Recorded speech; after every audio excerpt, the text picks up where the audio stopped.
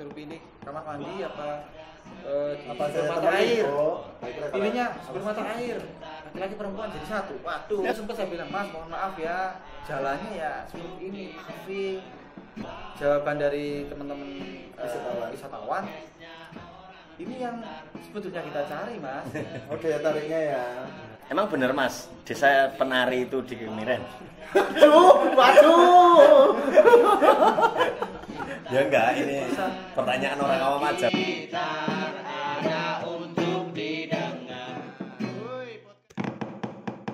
Warga sekitar, podcastnya orang pintar. Warga sekitar, ada untuk didengar. Woi, podcast yuk.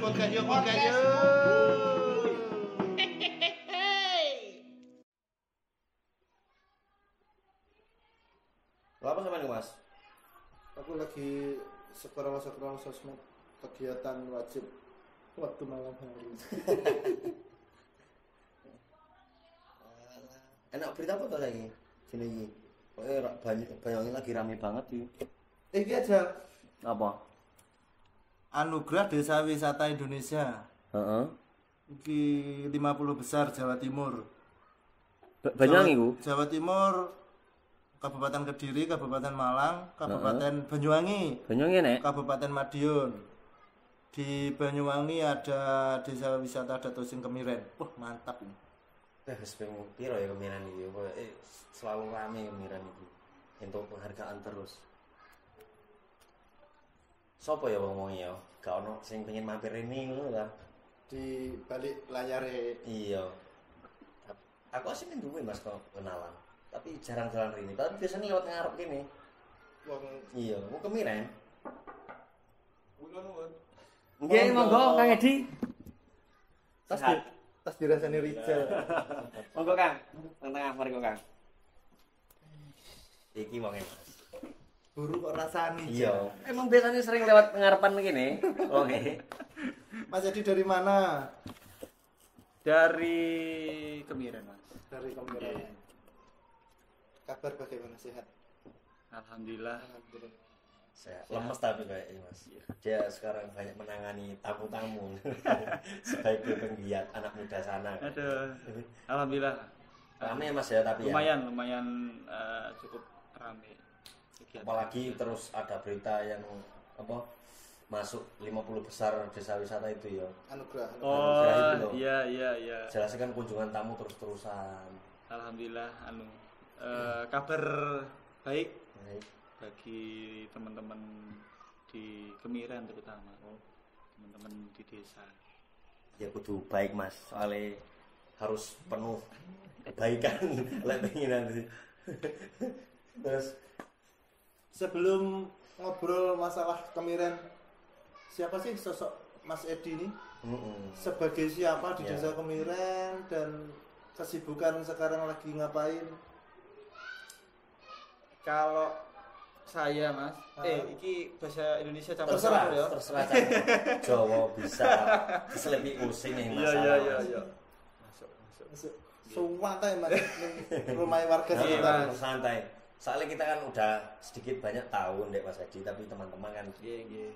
masih jarang yang tahu. Jadi perkenalan dulu mungkin. Ya, jadi mungkin biar lebih enak pakai bahasa Indonesia aja. Iya, Nanti tak lebih enak. campur-campur gitu. Iya. Biar yang nanti konco-konco atau teman-teman bisa lebih mencerna dengan baik. Gitu.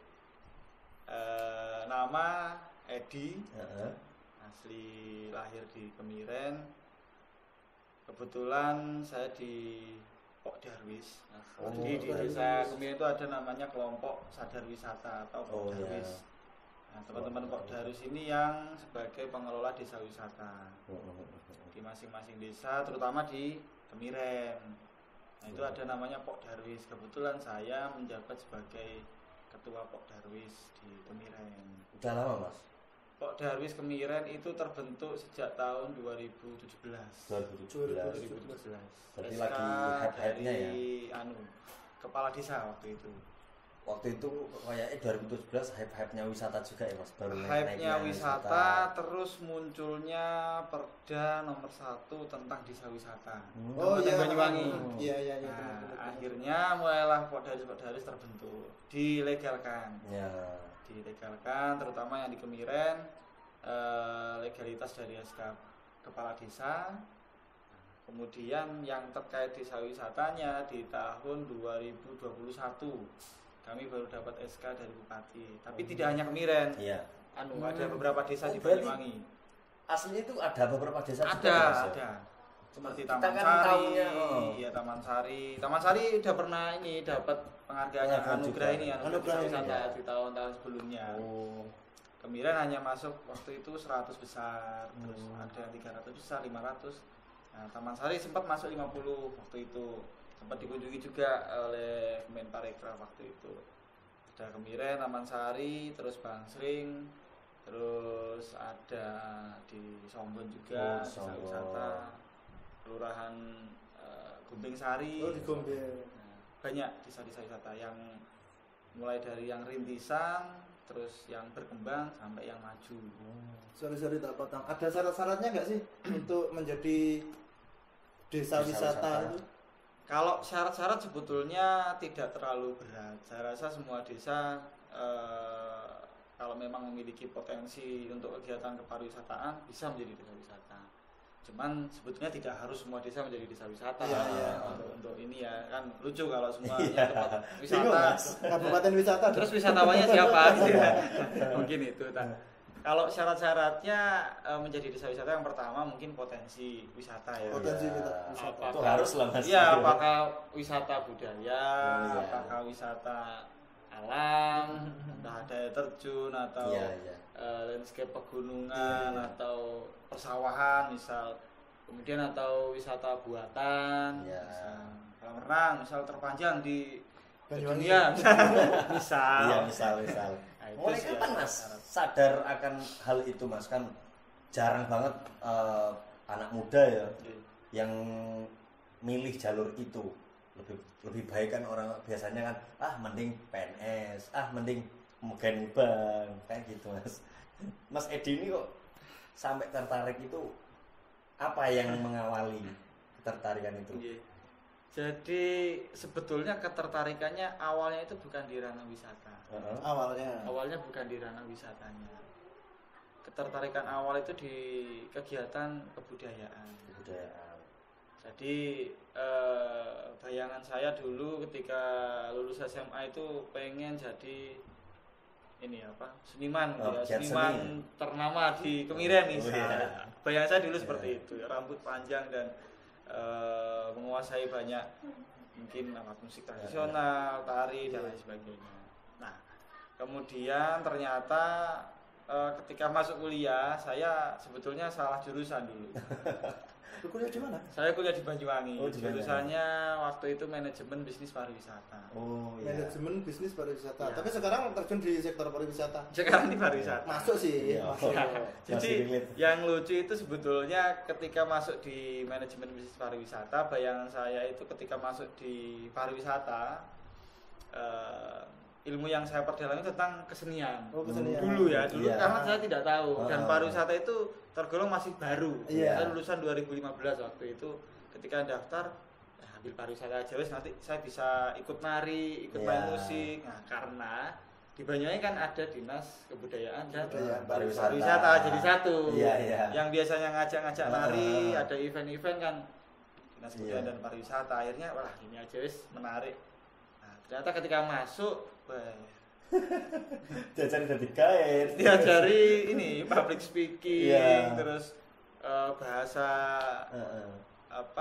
asing, penjualan wisata, terus bikin paket wisata, terus tur jadi tur operator misal, atau di perhotelan. Waduh, ini berbanding terbalik dengan apa yang saya bayangkan dulu.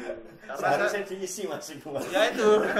Pertama belajarnya di Poddarwis itu apa di Poddarwis apa? Iya, 2017. Pertama belajarnya di situ berarti. Kalau pertama belajar sebetulnya saya kuliah 2015 kan saya sempat masuk. masuk. Iya nangkep. Nah, 2017 adanya perda tentang desa wisata, akhirnya kan semua desa-desa wisata yang memang memiliki potensi ini mulai dirangkul untuk dikelola, buat Pokdaris masing-masing desa, top down ya oleh pemerintah kabupaten, termasuk yang di Kemiren. Nah, posisi itu saya masih gabung jadi anggota Karang Taruna. Karang Taruna. 2017 itu saya Karang Taruna. Ketika pemilihan Pokdarwis, singkat cerita, satu-satunya Karang Taruna atau pemuda yang di Kemiren yang jurusannya pariwisata itu hanya saya. Ini saya baru semester berapa? Semester 2 atau semester 4 waktu itu ya. Masih awal-awal lah, belum tahu sama sekali tentang pariwisata. Ditunjuklah sebagai ketua Pokdarwis. Berarti mulai 2017 itu saya ya? Sampai sekarang. Sampai sekarang. Oh, berarti. Terus kegiatan apa saja sih yang ada di Pokdarwis? Untuk kegiatan kalau dulu kita memang agak bingung sih Mas ya. Kok di sini kita mau ngapain? Ya? Kalau Karang Taruna kan sebetulnya Karang Taruna kan umum ya. Maksudnya kegiatan sosial, olahraga, semuanya masuk ke Karang Taruna. Karena kan di bawah Kementerian Desa. Kalau Pokdarwis kan di bawah Kemenparekraf pariwisata. Kata-kata pariwisata di waktu itu masih asing bagi kami. Bagi saya pribadi pun juga masih asing meskipun saya masih pariwisata karena masih semester awal. Ketika itu disuruh bikin kegiatan, ini agak bingung kita mau bikin apa ya. Kalau jualan, misal jualan kopi gitu kan ada wujud kopinya, ada barangnya ya. Nah, jualan wisata ini nggak bisa kita pegang, nggak bisa kita lihat. Jadi dulu agak bingung mau. Akhirnya langkahnya apa Mas waktu itu Mas? Nah, waktu itu langkah pertama kita mengamati siklus kegiatan wisata yang ada di Kemiren. Kebetulan Kemiren ini masuk di wilayah pengembangan pariwisata yang pertama. Kan Banyuwangi ada 3 yang biasanya disebut Triangle Diamond. Nah, Kemiren masuk di wilayah pengembangan yang pertama di bawah Ijen. Nah, Kemiren jalur sebelah utara menuju ke Kawah Ijen. Dari situ mulai kita amati ternyata lumayan banyak wisatawan yang lewat Kemiren ya karena posisinya strategis. Jadi waktu itu kegiatan yang pertama kali kami inisiasi membuat pasar kuliner waktu itu. Oh, yang pagi-pagi tahun 2018. Iya, pagi-pagi itu ya. Pagi, setiap minggu pagi. Dulu awalnya rencana kita buat 2 bulan sekali aja wes. Kayak di ini enggak sih kayak di dekat tempat mana Jal? Oh, Pasar Wekita. Ya. Kayak gitu ya? Tapi di luar sana Mas. Maksudnya model-modelnya, tema-temanya kayak gitu ya? Kami 2018 bulan Januari waktu itu. Sampai sekarang masih? Alhamdulillah sampai sekarang masih. Iya, masih sustain, masih berkembang. Jajanan isuk, jajanan pasar. Oh, namanya jajanan dulu awalnya namanya jajanan khas Using dulu tahun 2018 awal-awal pembuatan itu. Sekarang diganti brandingnya Pasar Kampung Using. Pasar Kampung Using. Sejak kapan itu Mas? 2018. Enggak, ganti branding. Itu tahun-tahun 2019 2020-an mulai bergeser ke Pasar Kampung Using.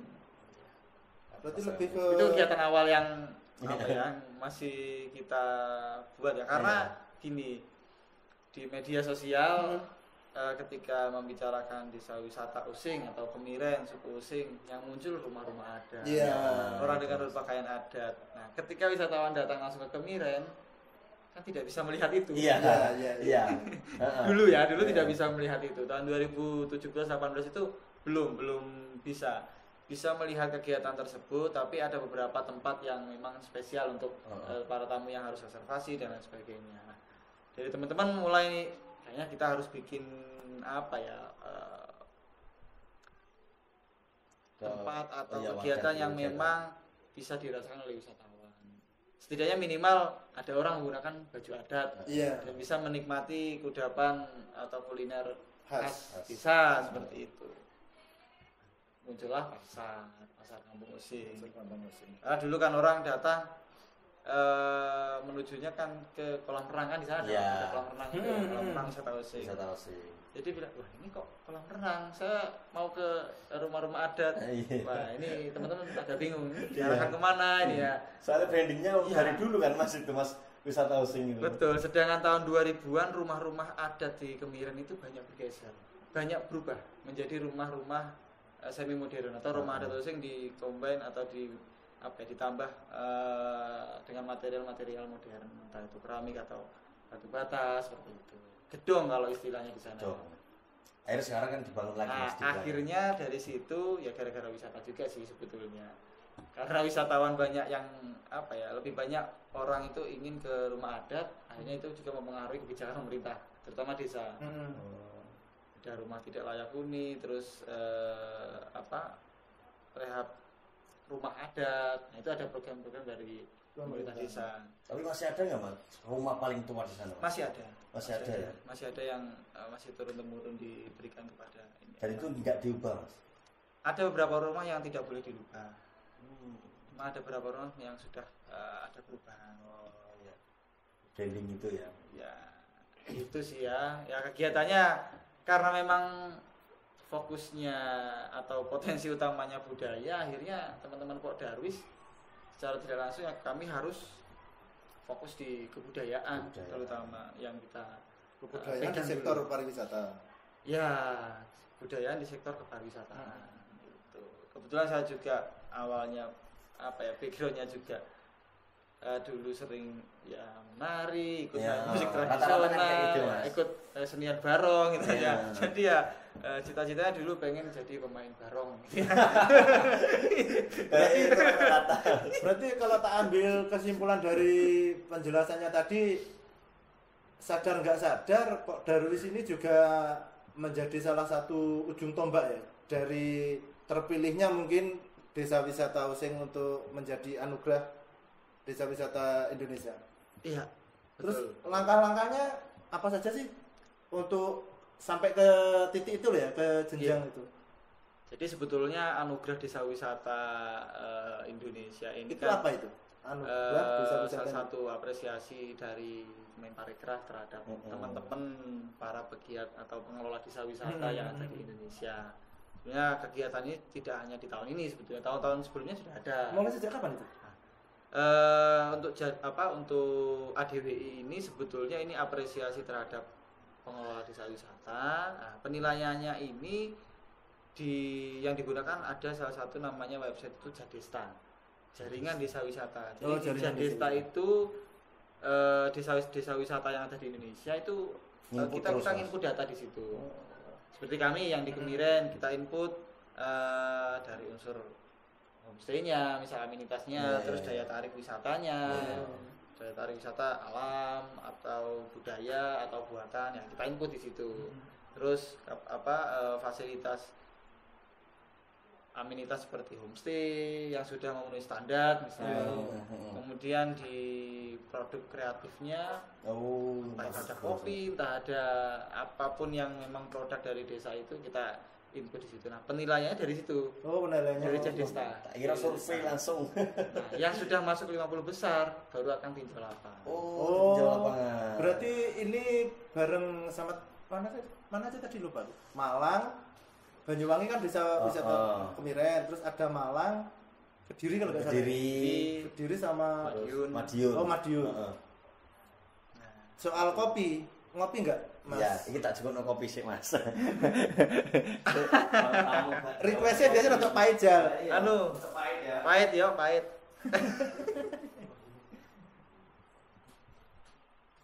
Ngerokok nggak, Mas? Iya, Mas. Rokok bebas di sini bebas. Siap.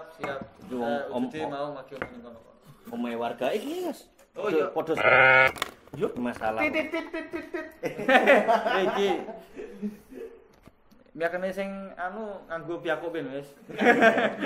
Yentir. Iklan. Ikal. Jombe Mas kopine, Mas.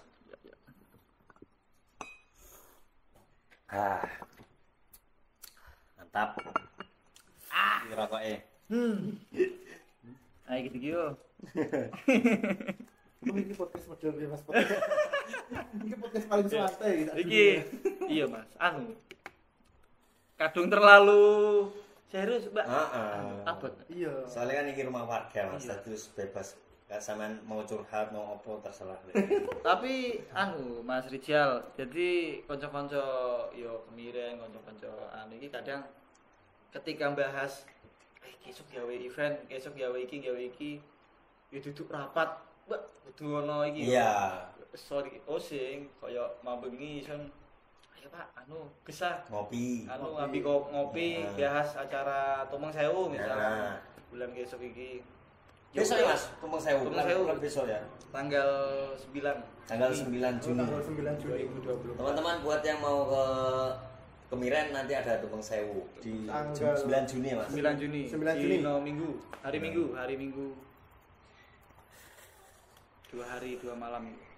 Tapi emang kalau hal-hal seperti yang dibilang Mas Adi tadi, persiapan untuk menjadi sebuah, kita balik lagi Mas ngobrol lagi ya. Persiapan untuk menjadi sebuah desa wisata sesulit apa dan mungkin berapa lama berapa lama persiapannya?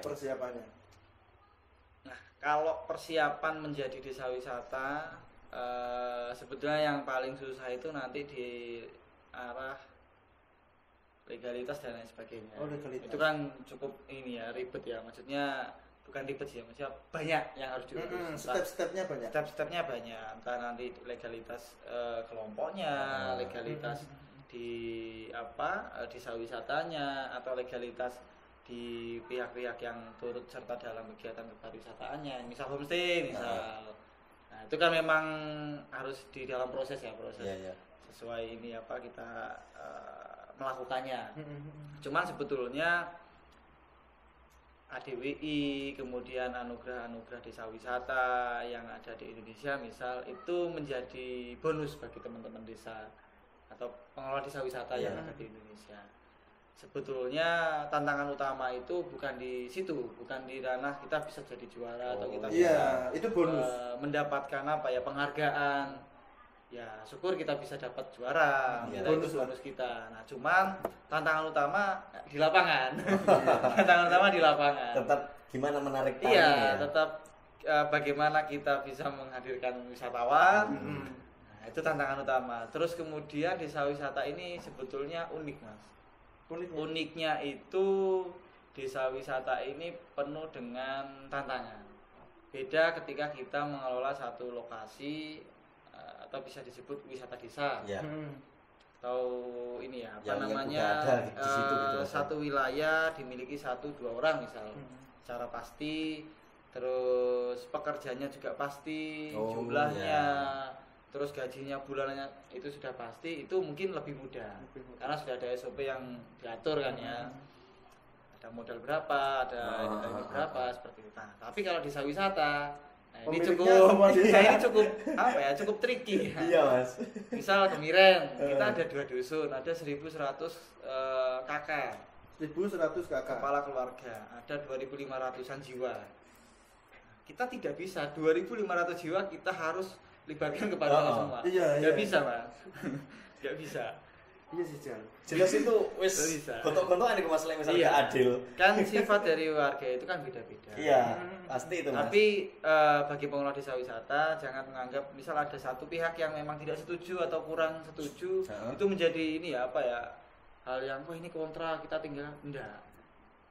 Tapi itu menjadi masukan bagi kita, masukan bagi teman-teman pengelola. Terus antisipasinya Mas kayak apa Mas? Nah, kebetulan kalau di Kemiren itu sendiri karena memang warganya itu masih mayoritas asli warga Kemiren, masyarakat Osing yang notabene satu saudara, jadi agak mudah untuk mengkoordinir.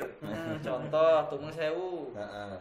Semua orang mengeluarkan tumpengnya yang awalnya mungkin di rumahnya masing-masing, atau ada yang malam Senin atau ada yang malam Jumat pertama di bulan Dzulhijjah biasanya itu bisa kita jadikan satu, kita bareng semuanya di malam Senin. Untuk bulan ini kan malam Senin ya besok. Tapi keluar di depan rumah atau di jalan poros misal, itu bisa. Karena emang karakternya sudah sama. Udah senang kumpul ya. Iya, beda kalau mungkin Kemiren sudah bercampur banyak dengan beberapa etnis yang lain. Itu mungkin perlu pendekatan yang berbeda. Nah, kalau sekarang ya lebih masih pendekatannya sama karena satu keluarga. Jadi kalau diurut-urut misal saya Kemiren sebelah utara, terus datang ke Kemiren sebelah timur, diurut-urut masih saudara sebetulnya. Dari ribet ya. Seperti itu, iya. Lebih ini karakternya lebih lebih bisa dimusyawarahkan ya. Lebih bisa musyawarah lewat kopi. Lewat kopi. Jadi kalau datang ke Kemiren terus bertamu misal pasti suguh utama ya ini ya, kopi ini. Soalnya kopinya juga terkenal sana Mas. Pasti yang ditanyakan kopinya pahit atau manis. Ada ininya nggak sih kopi yang asli emang asli Kemiren sendiri ada nggak sih? Kalau produk kopi kami ada. Produk UMKM ya. Oh, produk UMKM ada. Cuman kalau kebun kopi kami tidak punya. Oh iya, maksudnya Nggak milih di Gombeng tetap. Udah di teman-teman Gombeng ya, teman Gombeng Sari, di Ijen gitu.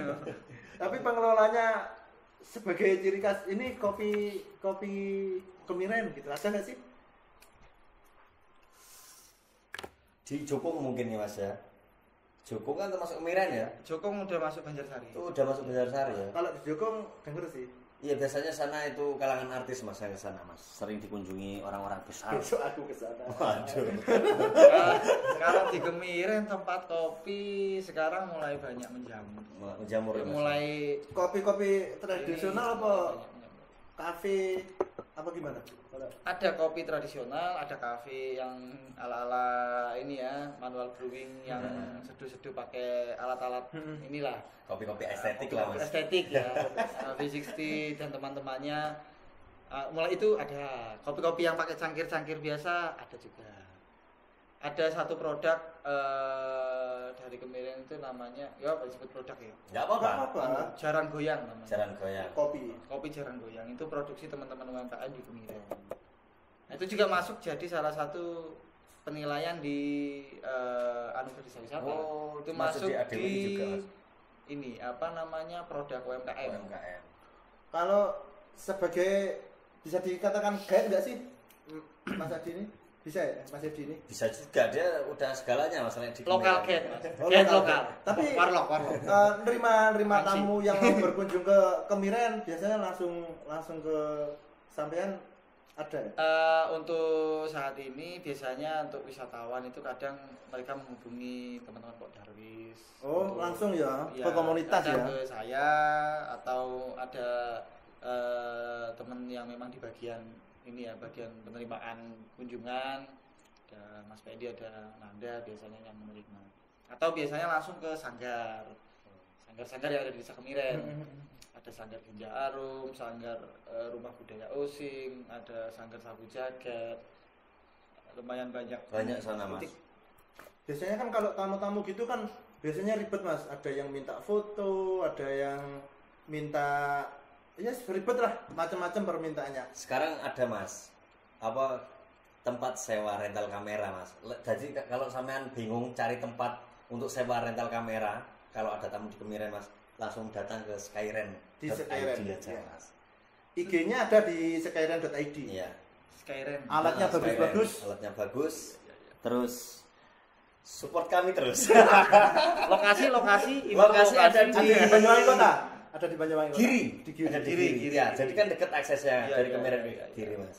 Ya Mantap, soalnya kemarin juga ada beberapa teman-teman yang bingung cari ini ya kamera Rental kamera. untuk sewa, karena kan kalau beli sendiri semuanya kan Iya, lumayan. Mas. Lumayan itu Pada Mas. Yes, kita mending ini- di situ aja. Iya.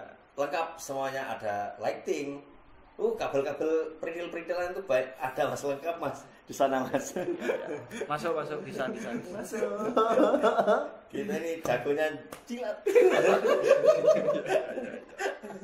Iya, yang biasanya ada ya live anu itu apa bareng Level konten kreator, iya, nawi konten bingung-bingung kreator. kamera. Iya, di situ aja teman-teman Live streaming, live YouTuber. streaming jaranan ya kan. Mas? Butuh gambar sing rodok Heeh. anu. Mending ke Skyren aja. Kayak tuntutan iklan WD dan dibantu banget. Makasih. Dibantu Dibantu sama Mas. Wisata Datosing itu kan terkenal dengan kultur budaya. Wisata dengan kultur budaya adat. Iya. Kental banget ya. Betul banget. Selain hal itu yang ditonjolkan di Desa Wisata Osing itu untuk para wisatawan apa sih? Ada hal apa lagi selain itu? Selain kebudayaan sebetulnya di Kemiren kalau melihat potensinya cukup beragam.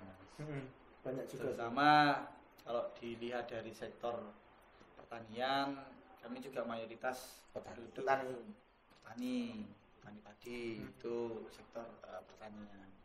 Kemudian untuk sektor kreatif, untuk di ekonomi kreatif, kopi juga termasuk di salah satunya ya, produk-produk ada kopi, mungkin ada kue-kue kering seperti bakia atau kintleben seperti itu ya. Khasnya Banyuwangi lah Mas ya. Banyuwangi itu juga ada sektor di situ. Kemudian wisatawan juga tidak semuanya diarahkan ke kebudayaan sebetulnya. Betul. Ya adalah 1-2 kebudayaan, cuman memang beberapa ada yang berkeinginan di kegiatan yang lain, misal seperti kegiatan di luar di luar ruangan yang sifatnya mungkin arahnya ke olahraga misal.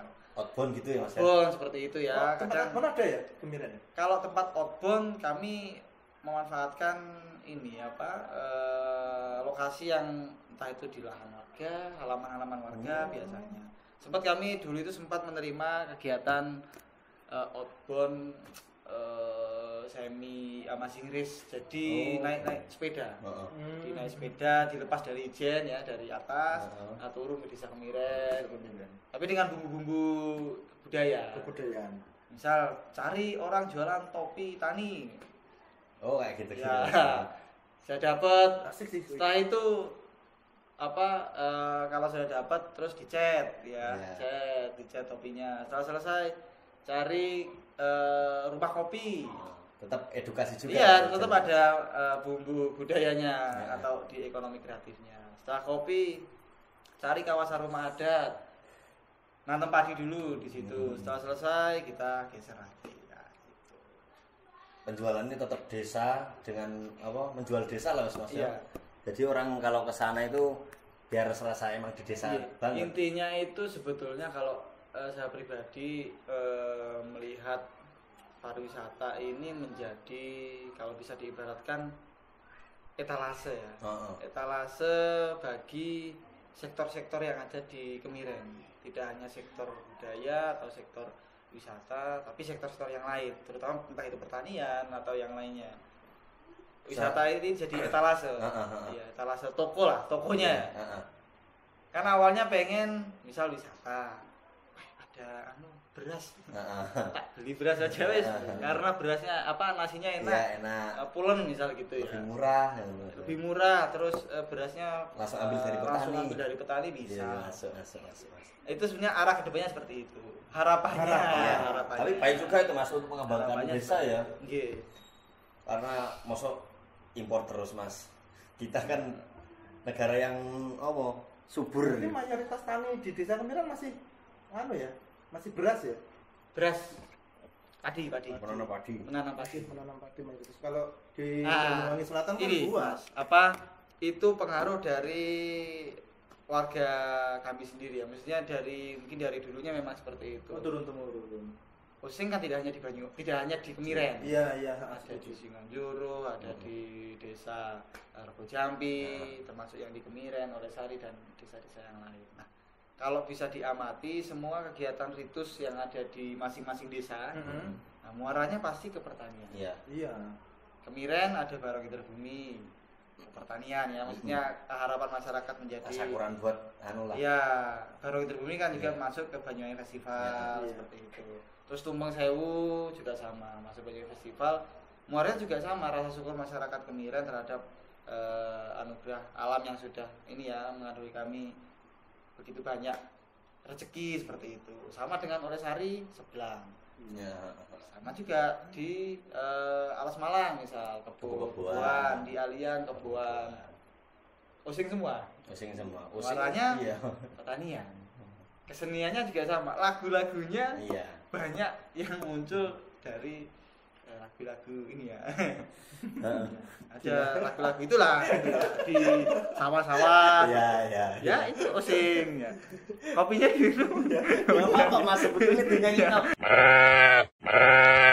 apa Mas? Semua dinyanyikan enggak apa-apa. Tapi itu memang seperti itu. Kita udah rilis juga, udah ngerilis lagu itu. Pertanian maksudnya. Iya kan pertanian, kita hidup dari situ Mas kalau warga desa. Dari mana lagi? Terus selanjutnya ada nggak sih event-event pemerintah kabupaten yang emang pakemnya emang harus di Desa Kemiren, ada nggak sih? Nah, kalau event pastinya kalau bicara event di Banyuwangi pasti ke Banyu Festival atau Bifest. Bifest. Kalau kita tarik ulur Bifest pertama kali digelar di tahun-tahun 2012-an ya kalau tidak salah. 12, 13 Iya, 12-13-an. Nah, tahun-tahun itu Kemiren itu kami sudah ada kegiatan bareng berbumi, Tumpeng Sewu itu sudah ada. Tapi belum masuk Bifest karena dulu kan belum ada ya. Sebelum 2012 2013 sebelum ada Bifest kami sudah menggelar itu.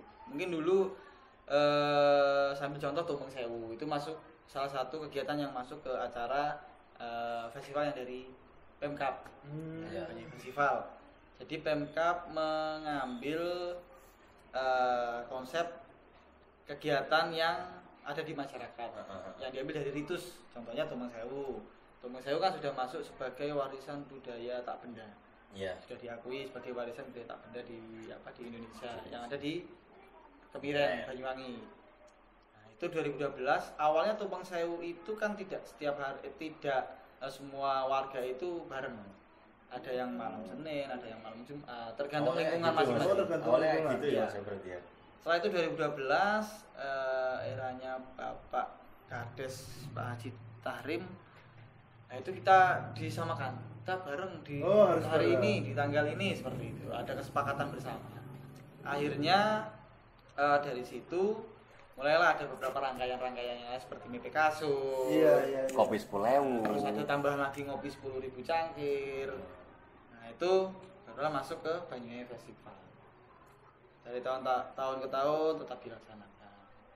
Nah, tapi kalau yang acara ritus, meskipun tidak ada acara dari Banyuwangi Festival, kami tetap melaksanakan karena itu memang ritus, memang kegiatan masyarakat di desa.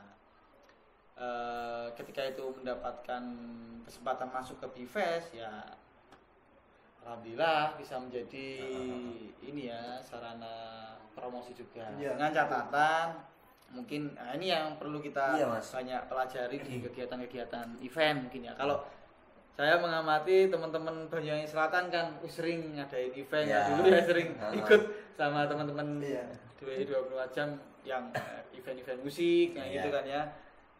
Nah, di area utara, ada area mungkin Kemiren karena memang notabene banyak orang-orang petani, terus urban di Kemiren itu tidak ada ya. Jadi kita nggak ada yang keluar ke kota, misal pindah ke kota itu nggak ada, urbanisasi. Asli sana berarti Mas Jo. Udah kelipak-kelipak sana Mas Jo. Kelipak-kelipak di situ aja. Ya, kelipak-kelipak itu apa ya? Apa ya, muter-muter gitu apa ya? Terus perkawinan kadang juga banyak mayoritas orang Osing dapatnya juga orang Osing. Penggo ya. Iya, jadi Petonggo. Iya. Mayoritas ya. Nah, itu yang membuat sebetulnya teman-teman di Desa Kemiren khususnya harus banyak-banyak belajar terkait pengelolaan manajemen event dengan teman-teman yang dari tempat lain seperti itu. Nah, terus adanya Banyuwangi Festival juga sama seperti itu. Kami juga masih belajar ya, kira-kira ada beberapa hal yang perlu ditambah atau dikurangi karena ini juga acara ritual adat terkait timingnya. Itu ada penolakan nggak Mas? Awalnya kan karena udah kalau ritual adat ini kan susah sama Mas. Kalau awal tidak ada penolakan. 1, 2, 3, 4 tahun 1 sampai 3 tahunan lah itu masih menggebu-gebu. Nah, 4, 5, 6 dan seterusnya ini mulai berpikir teman-teman desa wisata. Nah, kira-kira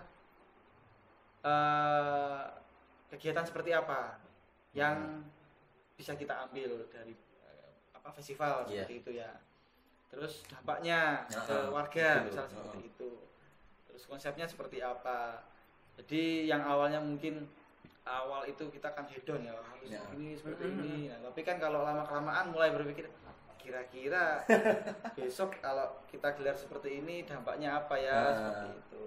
Terus mulai menata di timingnya, misal harusnya bareng di jam berapa, ini di jam berapa seperti itu. Soalnya kan kalau adat itu kan nggak bisa jadi ya ini ya memang ada banyak kepentingan kan ya, Hmm. ada kepentingan dari birokrasi, ada kepentingan dari kelembagaan adat, Iya.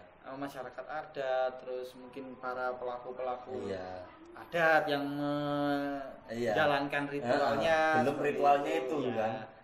Ya itu yang perlu dipelajari ya, Iya.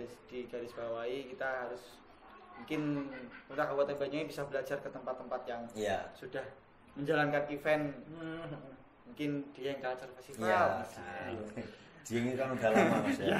Even puluhan tahun itu kalau Dieng itu. Itu sih mungkin. Terus soal festival, festival, terus acara-acara pemerintah kabupaten yang ya mungkin sedikit banyak juga ada di Desa Kemiren. Apa? Tapi aku ingin tanya ini Mas,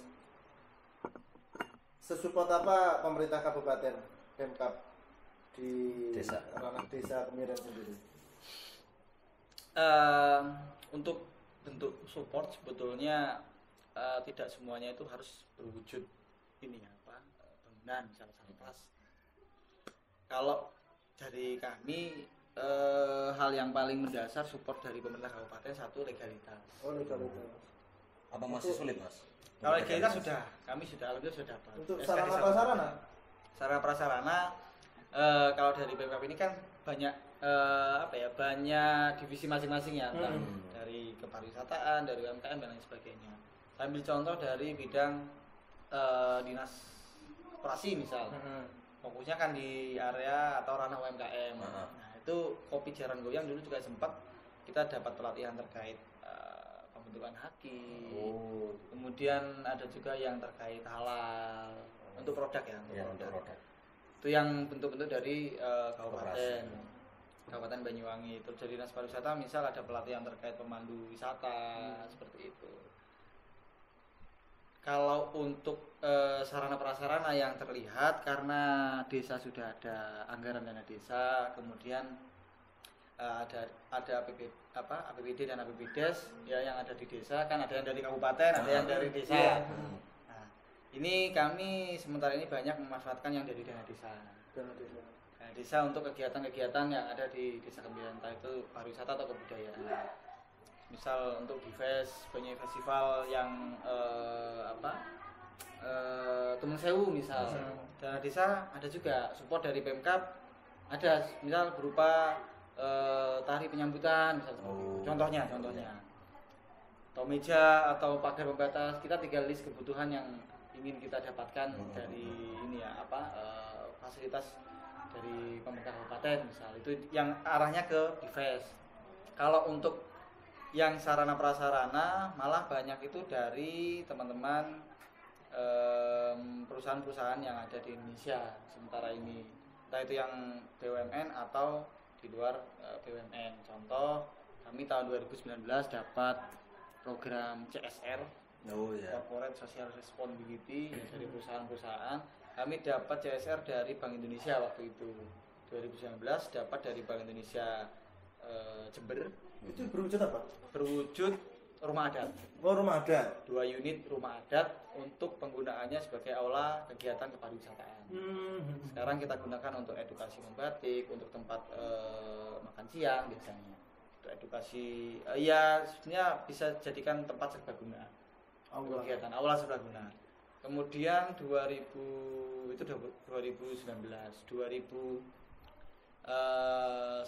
akhir sempat dapat juga dari Kementerian Desa waktu itu, juga sama berupa aula untuk kegiatan pertunjukan, fokus di pertunjukan, tapi tidak terlalu besar atau mungkin kalau harus sesuai dengan SOP aula pertunjukan ya nah itu juga tidak seperti itu. Nah, yang penting bisa kita pakai lah kegiatan. Sebuah desa punya aula ada aula itu.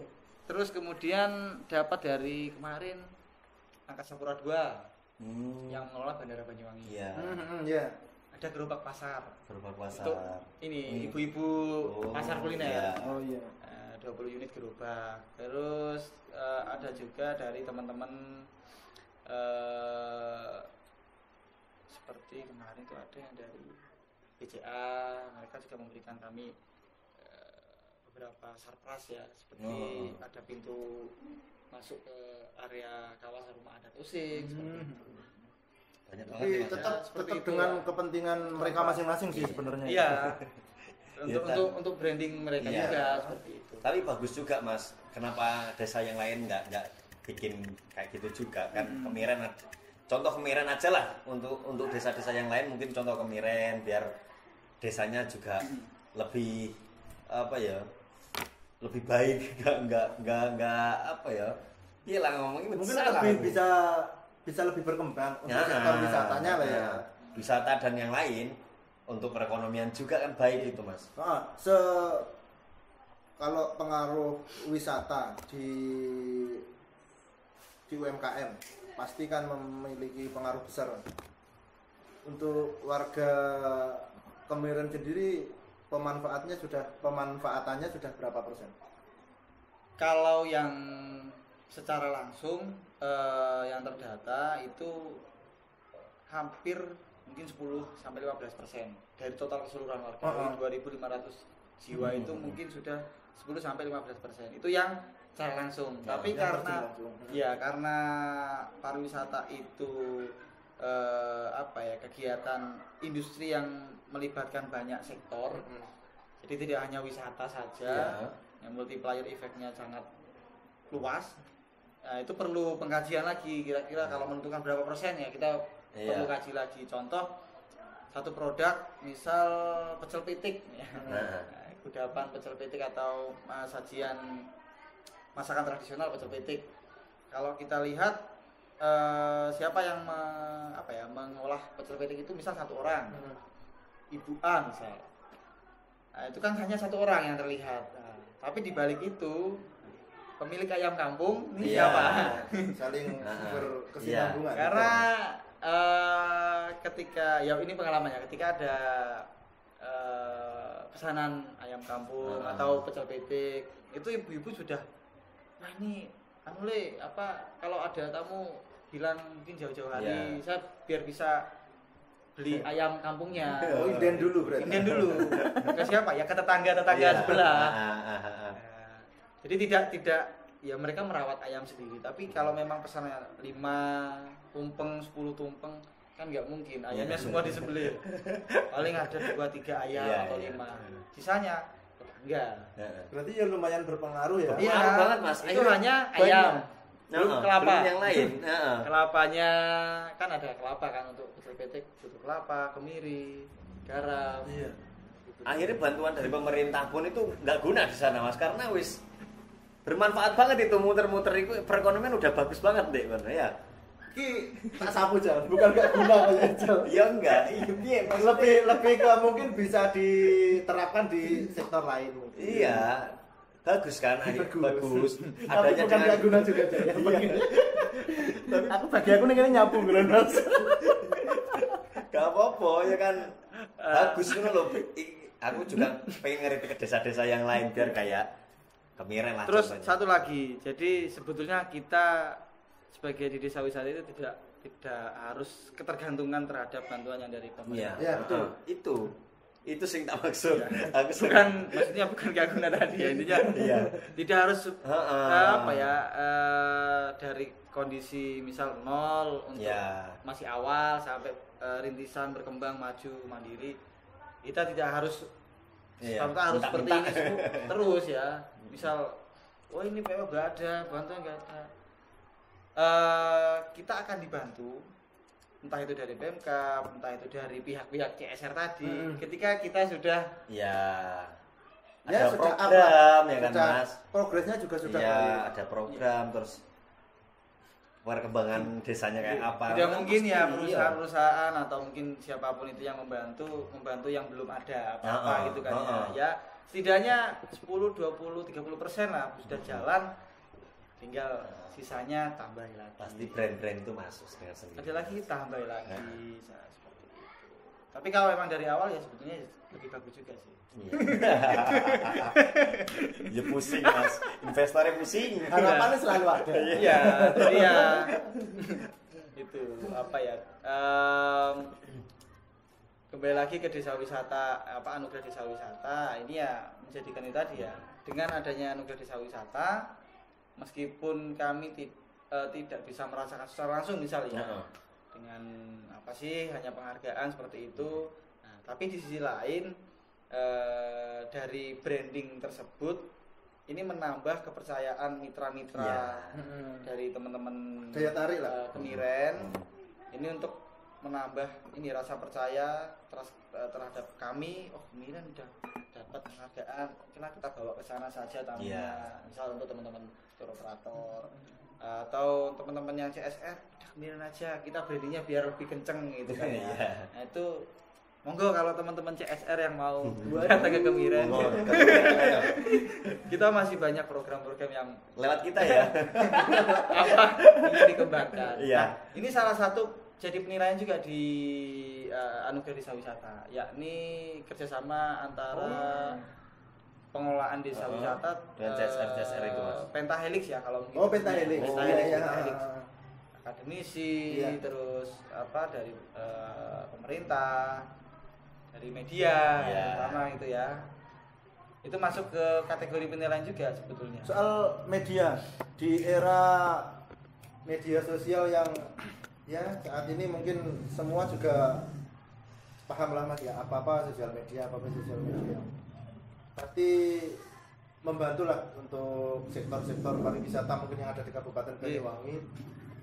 Seberapa pengaruh menurut pribadi ini ya, menurut pribadinya Mas Edi ini, seberapa pengaruh dunia media sosial untuk sektor pariwisata di Kemiren? Kalau seberapa pengaruh, sangat besar pengaruhnya terkait media sosial terhadap perkembangan desa wisata yang ada di Kemiren. Terutama itu juga masuk di salah satu kategori penilaian di desa wisata, Anugerah Desa Wisata tahun 2024. Karena ada 5 ya kalau tidak salah kategori tarik wisata, ada di SDM dan pengelolaan, ada di amenitas, ada di terkait media sosial atau di apa ya, lebih ke ranah brandingnya, terus di ranah isu-isu lingkungan yang kelima. Nah, ke isu yang poin yang nomor 4 terkait media sosial itu sangat berpengaruh. Jadi wisatawan datang ke Kemiren tanpa melewati medsos, mereka juga tidak tahu kita mau hubungi siapa. Apalagi era sekarang ini ya. Gitu, ya. Saya sering dapat tamu itu memang dari medsos. Entah itu Instagram, TikTok, yang di YouTube juga atau di Google Maps biasanya. Itu sering dapat dari situ. Teman-teman agent travel biasanya juga menghubungi lewat situ. Media promosi paling enak Mas. Instagram. Semua bisa promosi di situ. Ya, atau TikTok biasanya. Itu sih, itu sangat-sangat berpengaruh sekali. Sangat berpengaruh. Jadi wisatawan kan juga bisa melihat lebih dulu ya, pilih. Ya saya sebutkan di awal tadi kan nggak kelihatan ya wisata, tapi kalau ada medsos, ya sekiranya wisata bisa membayangkan. Saya kira-kira nanti kalau datang ke Kemiren, saya bisa nari sama gandrung misalnya, bisa maju gandrung, bisa menari misalnya, menari bersama gandrung berselendang hijau, contoh misal. Terus bisa minum icip-icip kopi atau bisa menyangrai kopi ya seperti itu. Saya lewat dari itu. Emang bener Mas, desa penari itu di Kemiren? Waduh. Ya enggak, ini pertanyaan orang awam aja Mas. Tapi itu masuk ke ini juga mempengaruhi tingkat kunjungan juga. Iya, brandingnya penasaran. Iya, brandingnya Kemiren banget desa penari. Ya ketika boomingnya terkait desa penari, semua tamu yang datang ke Kemiren tanyanya itu. Apa di sini gitu ya? Iya. Waktu itu gimana, Mas? Saya bingung jawabnya. Ya saya bilang iya aja. Iya aja. Terus mereka itu responnya kayak apa? Iya, ada yang respon takut ya. Desa penari, tapi nanti saya jelaskan lagi. Ya memang desa penari, di sini ada penari, ada maestro, tari gandrung tertua di Banyuwangi, Bu Temu Misti. Ada almarhum Bu Supina di desa sebelah, oleh Sari. Terus ada tari barong juga. Nah, kebetulan di kawasan rumah adat itu juga ada petilasan. Iya. Iya. Jadi cocok lagi lah.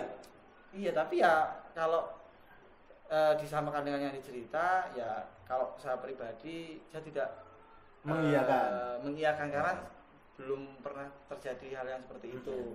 Mungkin kalau kesurupan ya pasti pernah terjadi ya. Pasti pernah terjadi. Dimanapun itu Mas, kalau itu Mas. Itu di semua tempat pasti pernah terjadi. Tapi kalau yang persis seperti dicerita, saya belum pernah menemukan. Belum ada literasi yang menjelaskan. Tapi sebetulnya itu menjadi filter bagi teman-teman kemiren juga. Oh ya. Untuk menjaga. Itu sebenarnya kan kalimat-kalimat konservasi ya. Iya. Jadi wisatawan itu biar tidak seenaknya gitu ya. Oh iya, iya. Ke lokasi-lokasi. Saya kan banyak juga yang kayak gitu. Iya, jadi kan kalau misal kadang ada wisatawan misal dari rombongan remaja-remaja gitu ya. Banyak misal 100 orang. Kan biasa ya anak-anak remaja kan jahil. Gaduh-gaduh ini. Ya ini gimana ya cara ngaturnya ya biar semuanya bisa manut gitu ya kan repot ya kalau seperti itu. Wah, ini harus ada bumbu-bumbu bahasa-bahasa ini benar katanya Mas An itu loh Mas. Iya. Kalau tempat jangan buang sampah di situ, pasti tetap buang sampah Mas. Coba dikasih kuburan di situ Mas. Pasti akhirnya sampah lagi. Bilang mohon maaf ini teman-teman kita memasuki kawasan adat ya. Di belakang ada petilasan yang memang sakralkan oleh warga kami di Kemiren. Terus mohon jangan ini ya, jangan petik-petik tanaman sembarangan. Padahal saya ini aja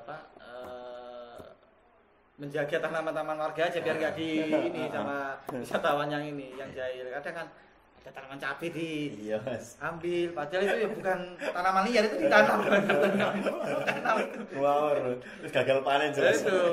Terus jangan ini ya, tolong jangan kencing sembarangan. Iya. Itu ada kamar mandi di situ, jangan gaduh, jangan ini. Padahal ada orang yang ini aja sudah sakit gigi, jangan gaduh. Hanya diem semuanya, diem. Percaya. Ya iyalah Mas, soalnya kan dari narasi film juga kan ngeri banget itu Mas memang. Terus pas habis maghrib ada yang dekat ke saya, Mas, teman saya itu saya panggil nggak mau noleh. Saya yang derdek ada ini apa kesurupan beneran ya. Warlongnya malah wedi. Terus saya bilang udah Mas aman. Warlongnya udah Mas aman. Nggak apa-apa. Tapi dalam hati Bang, tolong jangan ini ya, saya cuma ini berkunjung ke sini, udah aman lah. Tapi bicara soal itu, ada nggak sih emang pantangan-pantangan ya, kita ngomongin magis ini ya, pantangan-pantangan jika ke Kemiren ini nggak boleh ini, ada nggak sih? Kalau pantangan yang yang sifatnya ada, ini banyak sebenarnya tidak. Tapi ada. Beberapa ada. Contohnya? Contoh misal arah untuk buang air kecil misal. Kalau buang air kecil harus tidak boleh menghadap ke, kalau itu kan kawasan rumah adat.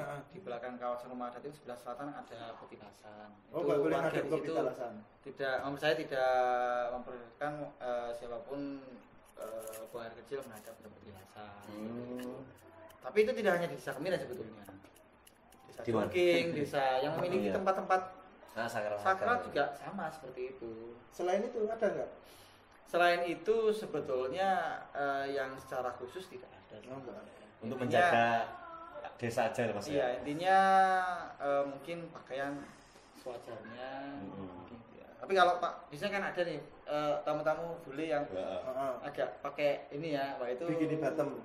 Agak kan memang budayanya berbeda. Iya. Kami agak harus menutupi ini, harus bawa kain biasanya kita kasih mereka pinjam. Kayak di Bali lah Mas ya, kayak di Bali.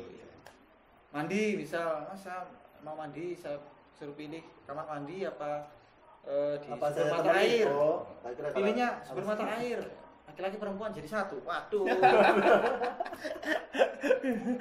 Itu Direkan kuter. Nah, itu kan budaya yang mungkin untuk saat ini berbeda. Tapi kalau dulu kan kita juga mandinya di sungai. Iya, berarti warga-warga ya. dulu seperti itu. Masih umum.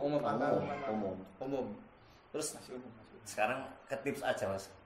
Tips untuk desa-desa yang lain biar kayak Desa Kemiren lah, jangan dulu ke biar dikasih anugerah jalan dulu. Yang penting jalan seperti Desa Kemiren. Kalau untuk tips boleh kita menggebu-gebu untuk semangat membangun desa wisata, tapi jangan lupakan sektor-sektor atau faktor-faktor yang ada ya, misal itu di sektor lingkungannya atau di unsur sosialnya. Kembali lagi ya, di desa kan berbeda-beda. Tetap memperhatikan itu semua. Kemudian untuk kedepannya tipsnya sebetulnya tidak semua desa harus menjadi desa wisata. Tidak harus. Yang penting berkembang itu tadi, Mas. Iya, tidak semuanya harus ditutup menjadi desa wisata. Karena memang seperti ini, ketika warga yang tidak biasa menerima orang asing seperti itu, mereka kadang kan juga butuh proses ya untuk menyesuaikan diri. Oh iya. Ya, shocknya kan, tiba-tiba banyak orang, waduh bingung ini. Dulu saya sempat mengalami hal yang seperti itu.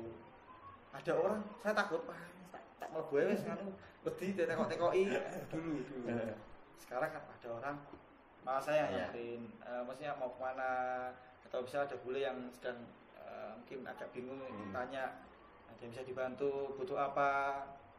Seperti itu. Terus kalau memang itu desanya memang potensinya untuk produksi sebuah produk kreatif, misal ya mungkin lebih difokuskan ke hal tersebut. Ya benar. Nah, terus kembali lagi, ini kesalahan utama dari teman-teman pengelola desa wisata, termasuk saya pribadi. Kita itu membayangkan desa wisata seperti desa-desa yang sudah maju. Iya. Kalau saya misal melihatnya, wah desa Penglipuran di Bali itu bagus sekali gitu kan ya. Terus desa Sade di Lombok itu semuanya bangunannya sama seperti itu.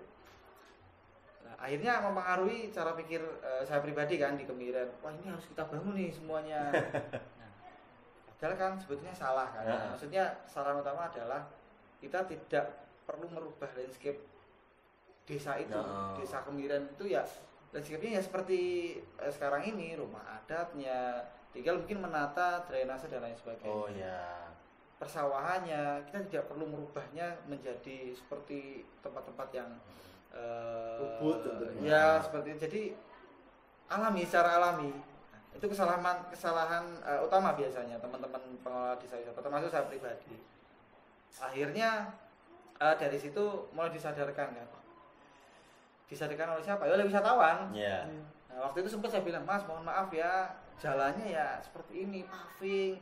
Terus kita juga kadang juga melewati jalan yang berlumpur misalnya, karena kan trekking, ada trekking sawah dan lain sebagainya. Nah, jawaban dari teman-teman wisatawan, ini yang sebetulnya kita cari, Mas. Oh, daya tariknya ya. Terus kan ada homestay. Mohon maaf, homestaynya rumahnya seperti ini, maksudnya kan dindingnya bambu, terus kemudian semuanya tidak terbuat dari beton misal. Jawabannya sama, kami tujuan kesini ya cari seperti ini, Mas. Kalau rumah yang gedongan modern, ya rumah-rumah orang-orang ini, tamu-tamu ini mungkin lebih besar ya, mereka udah bosan mungkin itu di situ kayak, waduh iya ya, saya mikir lagi, oh iya ya, mereka kesini ya tujuannya cari sensasi desanya seperti itu. Oh, benar. Terus ada ini yang bilang, oh ini masih pohon padi. Pohon padi. Jarang ya Mas orang-orang itu Mas ngerti berasal dari mana beras kayak itu. Waktu itu saya dapat tamu dari Surabaya. Dari Surabaya. Dari Surabaya, tapi sepertinya di area kota. Area memang setiap hari beliau tinggal di ini ya, orang industri misalnya. Industri. Itu yang tanya itu anaknya. Ini ya pohon padi.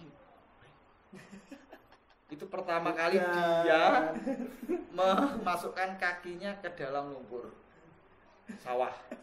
Hati-hati nanti kamu pertama kali. Awalnya aduh, ragu-ragu. Jijik mungkin ya? Iya, mungkin antara jijik dan takut ini ya. Entah ada apa di dalamnya. Terus kan teksturnya kan lumpur kan gitu ya, lembek-lembek gimana gitu. Ada lumpur hidup kan, ya, Mas. Ada lumpur hidup takutnya kecelak. Ada keongnya, ada ini, ada itu. Akhirnya sampai agak lama terus dipaksa memasukkan, ketika masuk wah menikmati wes. menikmati. Jadi kebun. Akhirnya PR-nya saya. PR-nya Tiap dia gak ngerusak. mandi. Oh, mandi. Mas, kata ibu-ibu, Mas, nanti tolong bantu dimandiin ya. Nah, waduh. Semuanya lumpur ya satu badan. Gak ngurusi. Itu yang menjadi tips untuk teman-teman di sana. Maksudnya tidak harus membayangkan wah ini harus berapa anggaran ya kita membangun sebuah desa wisata. Memanfaatkan yang ada aja. Sekarang ada. Weh, Ya, masa bisa aja nih? Oh, gak kerasa nemen Oh, iki. sorry. Iki parah kasihkan nih. Keasikan nemen iki. Wes terakhir, Mas, mungkin seperti yang sering tak tanyakan ke teman-teman pariwisatawan atau yang berkecimpung di dunia pariwisata. Harapan, Mas, harapan dari pemerintah daerah mungkin untuk desa wisata adat Resik ke depan, Mas, seperti apa? harapannya kami bisa lebih bersinergi kepada beberapa pihak termasuk yang pentahelix tadi ya, entah itu akademisi, entah itu teman-teman media, dari pemerintahan, ya semuanya lah kita bisa lebih bersinergi untuk membangun desa wisata yang sesungguhnya yang memang harusnya seperti apa. Karena harapan kami ke depan untuk Kemiren sendiri ini kan sebetulnya ini menjadi anugerah juga menjadi tantangan kepada kami ya, kepada saya pribadi di Kemiren ya. Pasti akan dinilai orang banyak ini Mas. Iya, terus kemudian nanti akan mempengaruhi pola kehidupan masyarakat yang ada di Kemiren juga. Apakah nanti akan kita menjadikan sekarang kan sektor utama pertanian. Apakah 5 tahun ke depan sektor utama adalah pariwisata? Saya juga tidak tahu. Nah, harapannya yaitu tadi sama stakeholder, teman-teman akademisi, teman-teman media yang bisa mungkin membangun isu tadi, jadi bisa memberikan rambu bagi kami, bagi pemerintah juga, yang mungkin kalau bisa dilihat itu kayaknya nanti akan menjerumuskan ke jurang misal. Kalau merubah landscape desa semuanya jadi ini, nah mungkin ya ini contoh saja. Harapannya itu bisa menjadikan desa Kemiren ini benar-benar menjadi desa wisata yang sesungguhnya sesuai dengan apa kata pakar-pakar desa wisata yang ada di Indonesia misalnya. Secara menjadi desa wisata yang berkelanjutan, jadi tidak yang kaya semakin kaya yang nggak punya semakin jeleput itu. Jadi kan itulah maksudnya, kan kembali lagi adanya wisata, adanya desa wisata, kalau kita tarik ulur, adanya wisata tujuannya satu, peningkatan ekonomi masyarakat. Iya, itu soalnya penting. Masyarakat ya. Masyarakat luas kan, ya. Ini bukan orang-orang yang berkepentingan. Jadi itu ya sebenarnya harus kita jadikan patokan.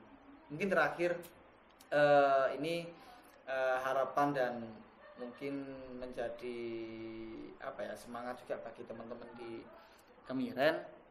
Kita sudah masuk menjadi anugerah desa wisata Indonesia tahun 2024, 50 besar. Ini capaian juga lumayan cukup membanggakan. Nah, namun kita kembali lagi melihat kondisi yang ada di Kemiren terkait hal-hal yang cukup mendasar. Biasanya kalau kita sudah merasa di atas angin kita lupa. Kita lupa akar desa wisatanya. Jadi terkait kegiatan yang seperti ini kan otomatis nanti ini kan akan memberikan efek yang lumayan cukup besar, menarik para investor, menarik para wisatawan. Pasti otomatis nanti akan ada penyesuaian di ranah desa, di ranah wilayah desa. Contoh pembangunan homestay, pembangunan resto dan lain sebagainya. Nah, saat ini yang kami butuhkan teman-teman desa Kemiren, terutama pemerintah desa, ini sedang kami kaji ya, sama teman-teman akademisi juga terkait rencana tata ruang wilayah pedesaan. Sepengetahuan saya di Banyuwangi, mungkin di desa-desa yang ada di Banyuwangi belum punya RT/RW yang ada RT/RW kabupaten. Kita bisa ambil dari situ mungkin ya. Harapannya mungkin karena desa wisata Kemiren masuk ke 50 besar, bisa lah jadi pilot project. Kita buatlah RT RW Desa Kemiren misal. Ya. Zona hijau mana, zona yang iya. untuk pertanian mana, untuk pariwisata mana, zona Dan lebih ketata ya, Mas. adat mana nih yang nggak Ya. boleh ini. Nah, mungkin bisa, tapi itu cukup panjang. Tapi setidaknya kalau kita tidak mulai ya tidak Kapan lagi Iya. ya seperti itu. Yang kita bisa menggabungkan dari unsur adat, kebudayaan, dari secara administratif desa, dari teman-teman akademisi, teman-teman media kan bisa ini ya membantu untuk membuat sebuah produk RT/RW misalnya, rencana tata ruang wilayah desa. Kalau gitu kan bayangan saya nih ya, kades ganti, mohon maaf, misal bupati ganti, terus gubernur dan lain sebagainya ganti. Apa akan mempengaruhi di ranah bawah? Nah seperti itu. Tapi kalau kita punya yang di bawah RT/RW itu, kita akan kuat nih ya teman-teman yang di bawah. Mana zona untuk pertanian, mana zona untuk ini, zona untuk ini. Pondasinya meskipun kadesnya ganti, ya, tetap ada itu. Kades harus mengikuti itu ya, mengikuti aturan yang sudah kita buat bersama warga. Seperti itu. Bagus itu Mas. Ya, itu harapannya ya. Harapannya.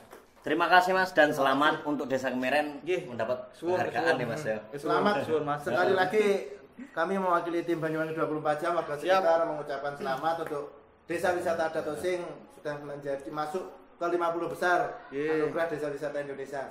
Buat teman-teman di rumah ini warning ya buat untuk wisatawan yang mau main, enggak pun harus di wisata Adat Osing, dimanapun kalian berwisata, sekali lagi jaga kebersihan, jaga tata krama mungkin Mas ya, jaga tata krama dan terlebih harus lebih sopan. Mungkin itu saja dari kami warga sekitar, kurang lebihnya kami mohon maaf.